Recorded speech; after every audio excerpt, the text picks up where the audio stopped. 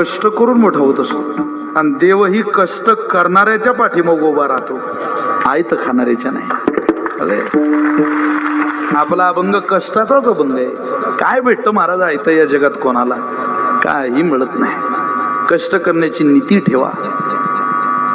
जगामध्ये ती नीती संपली आहे. साहेब ती व्यायामशाळेची भिंत पडली हो, अहो सिमेंट चांगलं नव्हतं साहेब. तो माजर सुंब्याकडे जाणारा रस्ता खराब झालो, सिमेंट चांगलं नव्हतं. अहो साहेब सिमेंट चांगलं नव्हतं म्हणून व्यायामशाळेची भिंत पडते, सिमेंट चांगलं नव्हतं म्हणून रस्ता खराब होतो. साहेब जा ना एकदा आमच्या बापाच्या किल्ल्यावर गडावर. अरे 400 वर्ष झाली अजून दगड घसरला नाही रायगडाचा शिवनेरीचा. काम चांगलं व्हायला सिमेंट चांगलं लागत नाही, नीतिमत्ता सुद्धा चांगली लागते. आणि ते शिकवण्याचं माध्यम कीर्तन आहे. हरवलेल्या कीर्तनकाराला, हरवलेल्या गायकवादकाला, हरवलेल्या श्रोत्याला तुकोबा रे ज्ञानोबा याच जागेवर आणू शकतात. जग कोणी जागेवर आणू शकत नाही. म्हणून तर हा अट्टहास आहे. परंपरेची सगळी सेवा चाललेली, तुम्ही सगळे कष्टच करण्याकरता इथं आले. हे कष्ट वायाला जाणार नाही. महाराज तुका म्हणे श्रम केला अवघा आला फळास, सगळं पदराला येणार फळ देणार हे माध्यम आहे. भरपूर गावची मंडळी आहेत. उदंड वडगाव, मोरगाव, माजरसुंबा, आहेर वडगाव, पाली, बीड, जेवढ्यांचे मला फोन झाले ती सगळीच मंडळी. काहीशी बोलणं झालं नाही, काहीशी झालं, पण तुम्हा सगळ्या आईसाहेबांच्या वारकऱ्यांच्या चरणी प्रणाम करून माझ्या सेवेला सुरुवात करतोय. विठ्ठल विठ्ठल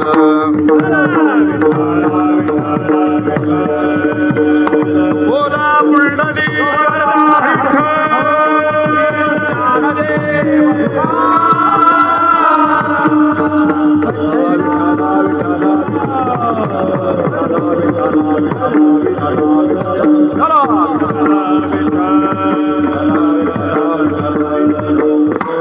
तुकोबारायांचा 4 चरणाचा अभंग मी आपल्या समोर म्हटलेला आहे.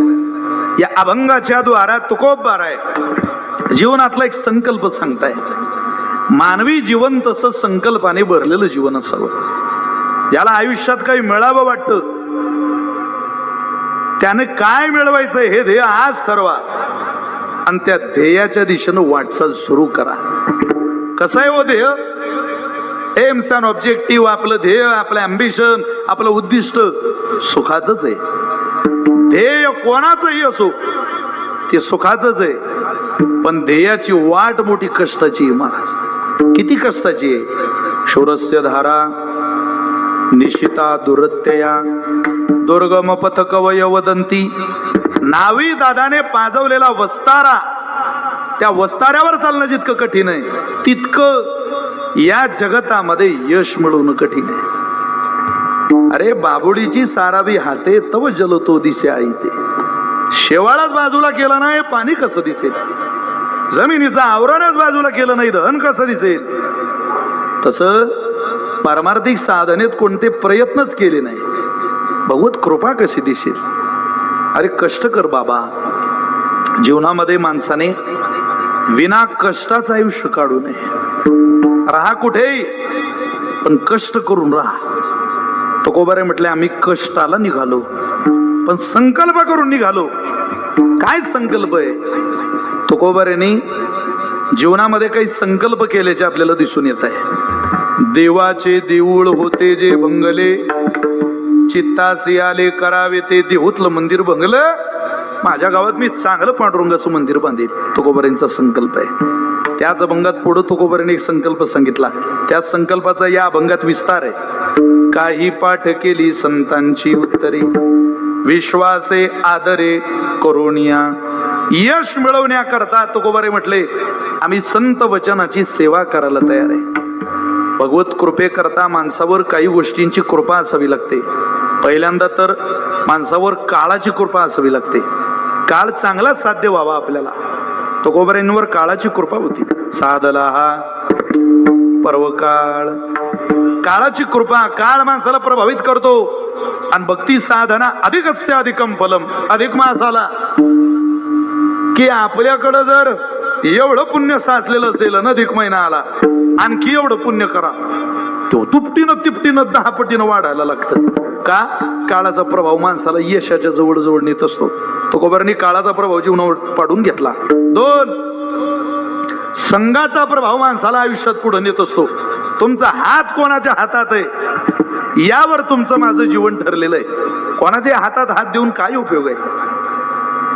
ज्याचं अन्न चांगलं नाही, ज्याचं वागणं चांगलं नाही, स्वैराचार जीवनात आहे, कायम हिंसा जीवनात आहे, त्याच्या हातात काय हात देता? तुम्ही पहा, जगामध्ये अवलोकन केलं तर सगळे देश भारताच्या हातात हात द्यायला तयार आहे. सगळे देश जगाच्या पाठीवरचे. का? कारण या देशाचा हात पवित्र आचारसंहितेनं भरलेला हात आहे. चीनमध्ये 2 महिन्याच्या बाळाचं सूप पिण्याची पद्धत आहे. तिथं गर्भपाताचं प्रमाण जास्त आहे. नेकनूरकर हम दो हमारा एक, गुगलला सर्च करा, जाणवेल तुम्हाला हे सगळं. 2 महिन्याच्या बाळाचं तिथं गर्भपात महिला जास्त करतात, अबॉर्शनचं प्रमाण जास्त आहे, खुला परवाना आहे. मग 2 महिन्याच्या बाळाचा स्त्रीनं गर्भपात केला की ते बाळ हॉटेल व्यावसायिक चांगले पैसे देऊन विकत घेतात. आणि त्या 2 महिन्याच्या बाळाचं, येथे 2 महिन्याच्या बाळाचं सरकार मान्य सूप मिळेल. बाळाचं येथे 2 महिन्याच्या बाळाचं सरकार मान्य सूप मिळेल अशी बोर्ड लावलेली चीनमध्ये. 2 महिन्याच्या बाळाचे जी माणसं सूप पिऊ शकतात त्यांच्या हातात काय हात देतात? त्यांचा काय आचार ठिकाणावर? शरीराची भूक भागवण्याकरता सख्खा भाऊ सख्या बहिणीजवळ झोपतो तो देश पाकिस्तान आहे. आणि रस्त्यानं जाणाऱ्या पर स्त्रीला सुद्धा आई म्हणून आवाज देतो तो देश हिंदुस्थान आहे. या देशाची आचारसंहिता अत्यंत शुद्ध आहे, पवित्र आहे. का? त्याला कारण आपलं खानपान आहे. आपलं खानपान फार सुंदर आहे. महाराज, माणसाचं खानपान योग्य असं थोडे परी निरे, थोडस एखादी चपाती जेवा पण छान. 100 रुपयाची भाजी घेता हो माणसं राजस्थानी ढाब्याला. किती रुपयाची? 100 रुपयाची. पण 100 रुपयाची भाजी घेतल्यानंतर ट्रक ड्रायव्हर 500 रुपये रोजंदारीनं काम करणारा माणूस बरणी काढतो तुपाची, 100 रुपयाच्या भाजीत वाटीभर तूप खातो, पोटभर जेवतो. 30-30 एकर जमीनदाराची पोरं आपण 500 रुपये रोजानं काम करणारा वाटीभर तूप सकाळी, वाटीभर तूप संध्याकाळी खातो. आपण जमीनदाराची पोरं घरी तूप म्हटलं की आपली बायको म्हणते, छोप काय का तूप बे? याच्याकडे जरा ध्यान द्या. उन्हाळ्यामध्ये एका भाकरीची भूक असेल तर असं म्हणतात 3 चतकोरच भाकरी जेवावी. राहिलेल्या 1 चतकोर भाकरीच्या जागेत लिक्विड घ्यावं. लिक्विड म्हणजे लिक्विड म्हणजे ताक, दही, कैरीचं पण, ऊसाचा रस, असं काहीतरी लिक्विड घ्या. पण आता आयुर्वेदाचे नियम, भोजन मध्ये तो अमृतम भोजनंते विषमवारी, हे काही कीर्तनात सांगायचं काही माझ्या वयाला न शोभणाऱ्या गोष्टी. पण निदान तरुणांना तरी सांगेल, आहाराची काळजी घ्या. उत्कर्ष आहार सुद्धा करू देतो. काळाचा प्रभाव घ्या. दुसरी गोष्ट, अन्नाचा प्रभाव घ्या. करोडो रुपयाची मालमत्ता आहे विराट कोहलीची. मी रोज त्याचं नाव घेतो कीर्तनात, रोज. माझ्या आवडीचं प्लेअर आहे महाराज. 1300 करोड रुपयाची मालमत्ता आहे त्याची, किमान सांगतोय तुम्हाला. जगप्रसिद्ध अष्टपैलू खेळाडू आहे, जगप्रसिद्ध बायको आहे त्याची. काय नाव आहे त्याच्या बायकोचं? अनुष्का शर्मा. माय बायकोचं नाव माहितीये का तुम्हाला? नाही.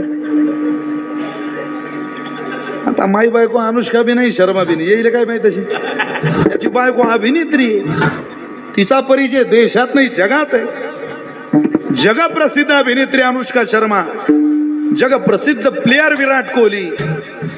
पण जिभेचे आणि दाताचे चोजले पुरवणाऱ्यांनी विशेष लक्ष देऊन आहे काय वाक्य. 1500 करोड रुपयाचा मालक आहे. पण वर्ल्ड कपची फायनलची मॅच झाल्या नव्हे, मोजून 4 ते 5 दिवसाच्या अगोदर अर्धा IPLचा सीझन झाल्या बायकोला घेतो, वृंदावनला जातो, प्रेमानंद महाराजांच्या चरणावर साष्टांग दंडवत घालतो, ऑन टेलिव्हिजन सांगतो माईकवर, मी नॉनव्हेज खात नाही, मी दारू पित नाही. माईकवर. अरे 4 एकरावाला ऐकत नाही तुमच्या तालुक्यातला, तो म्हणतो माझ्या 4 एकर ऊस आहे, ऊसात बिबट्याच तपट्टे, काय आग लावतो का त्याला? महाराजांनी अन्नाचा प्रभाव सांगितला. सज्जना संगती करावा उपवास,